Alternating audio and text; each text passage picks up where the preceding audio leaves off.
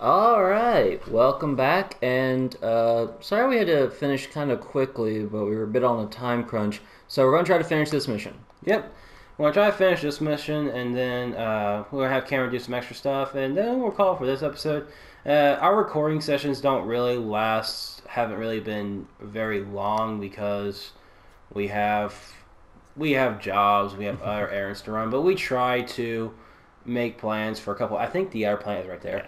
And we try to make sure we plan to get little recordings in every so often, which is kind of why, like, typically, when people, I feel like when people do, Let's Players do, like, recording sessions, you're, like, really good when you play for a couple of hours, and then when you get back to recording session, you may be a little rusty a little bit here and there. I don't know about this, though. I think we're still, like, in the medium and, like, skill-wise, because, like, even though we don't do long recording sessions, we're at least coming in here. We're at least recording every other day, at least. You know what I mean? Yeah, we're definitely keeping a good pace. We may not have as many episodes as some Let's Players, but we're definitely going to try to keep them on a more consistent basis. Yeah.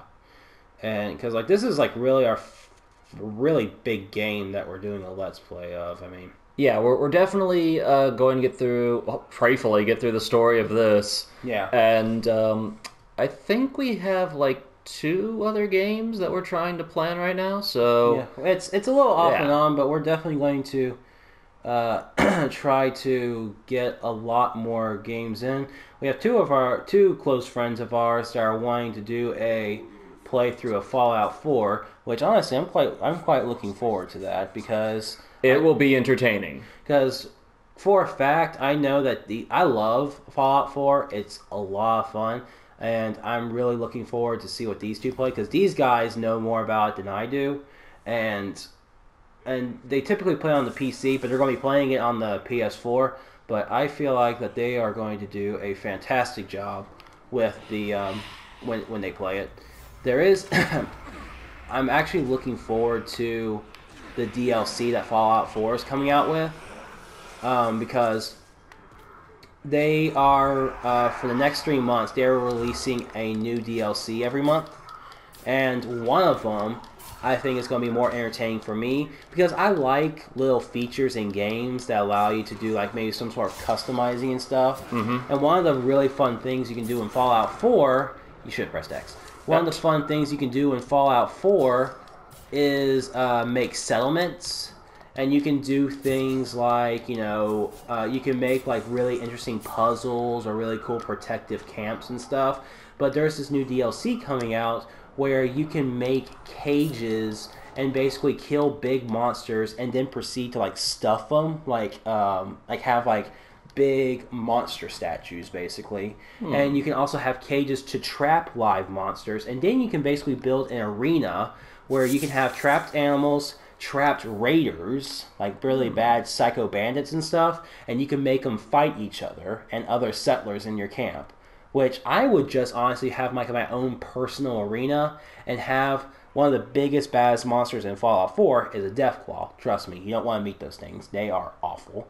And I would have a big Deathclaw. I would name him something like Fluffy or something, and have, like, raiders, see if raiders can kill my Deathclaw. Okay, what is it with people wanting to name big, terrible, creepy creatures the most ridiculous names? Well, if you... Okay, say, for example, you name... say you name a giant monster like, I don't know, Destroyer. Well, you know what he's gonna do.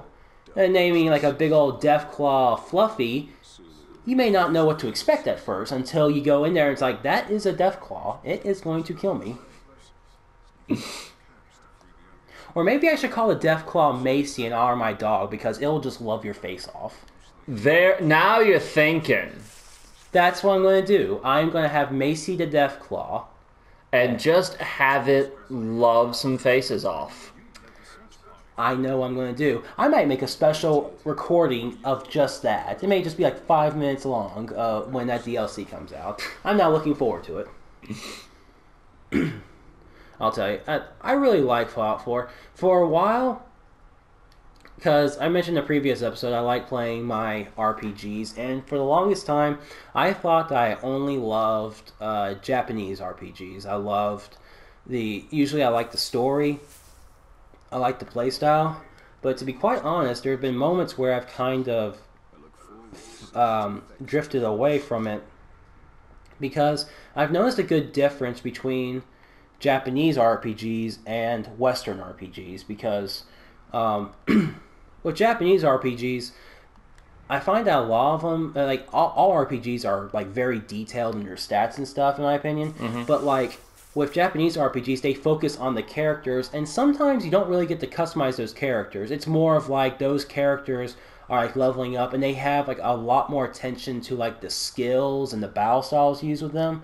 Whereas a Western RPG, it's like making a new character, and you personally make that character from the ground up, essentially. That's kind of like what Fallout does.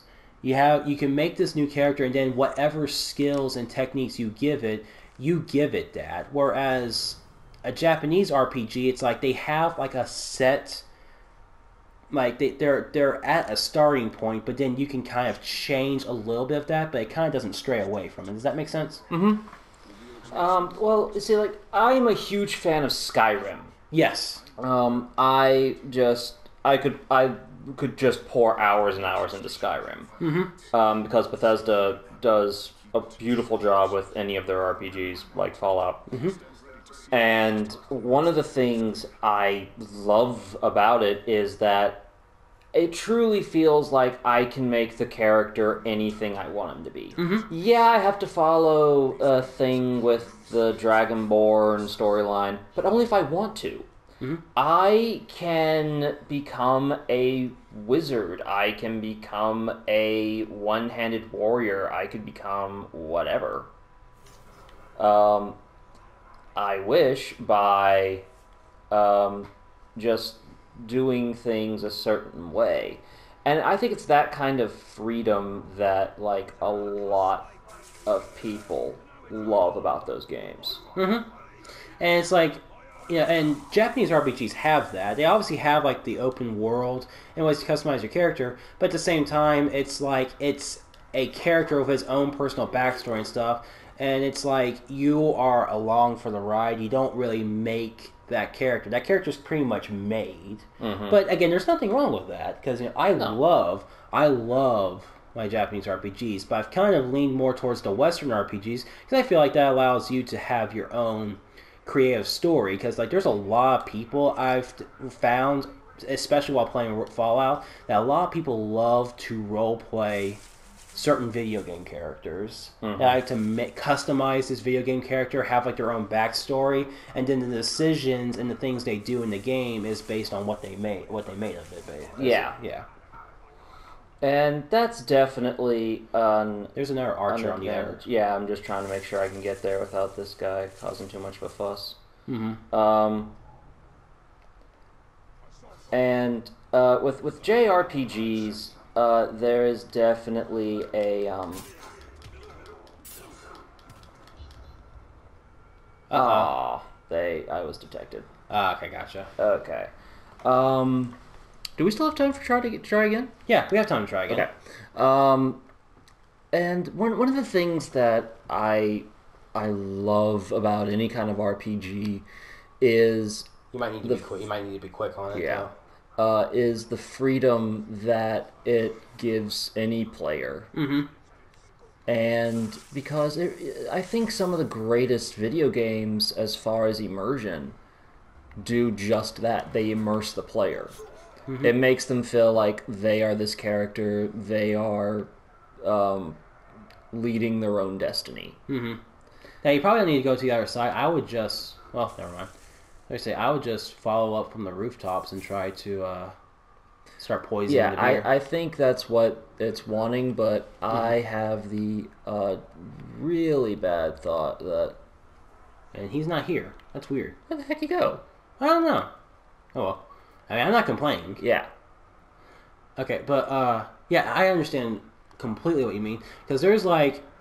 a lot, like, cause a lot of the older games, which I still love to death, but like there's like a lot of games that I don't really play anymore because they only have like this set way you can go. When I like to, because I've been introduced to a lot of fun role playing games that I prefer to make my own decisions, kind of thing. And sometimes it's fun to let a game take you to a story and you're just along for the ride. But to be quite honest, that makes me feel, because you and I, we like to play tabletop games like Dungeons and Dragons kind of games. Absolutely. And lately I've had to deal with a DM who really likes to just control what his players do all the time. And I'm kind of just wish and let me get my words straight. And I've kind of felt like, I don't want to be like controlled all the time. I want to make my own decisions, kind of thing. Yeah. And that makes total sense. I think, there's some beer right there you need to do. Yeah.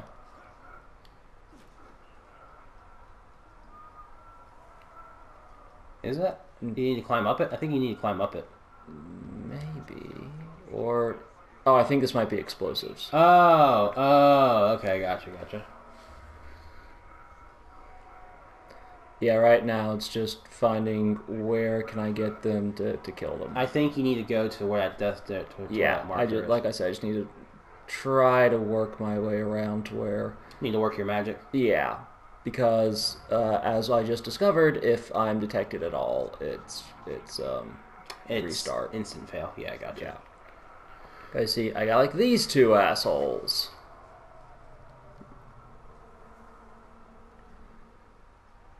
And are they... No, they're not going to do anything, are they? I thought those humans... There are barrels nearby that you can shoot if you want. Yeah, but I'm right above them. That all the more reason to shoot it. Okay, remember we were talking about before about angles? Yes. It doesn't like it when I'm 1 centimeter next to a wooden board. How am I going to shoot straight down? That is a good point, and I forgot about that. You could probably... I think you can stealth kill this guy. Yeah. That just makes me think too much of Batman when you do that. No, if it was Batman, it'd be... No killing! One rule. That's very true.